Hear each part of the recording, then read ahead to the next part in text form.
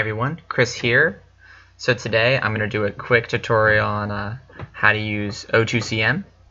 So O2CM stands for Online On-Site Competition Manager, and it's the software that ballroom dance competitions use to register competitors and publish the results.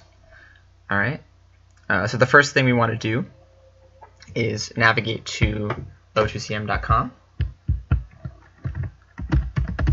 Alright. So today I'm going to register myself and my partner Joan for Harvard Invitational, which is coming up in March. Alright, so what I did there was once you get to O2CM, you see the home page, you're going to navigate to the Events tab right here. So this is all the competitor info here. And we're going to scroll right on down to find March 4th Harvard Invitational. So you'll see it's right here.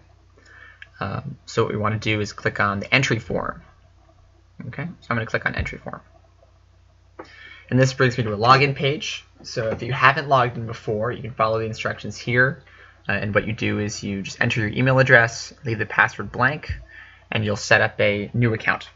Since I have an account, I'm just going to log right in.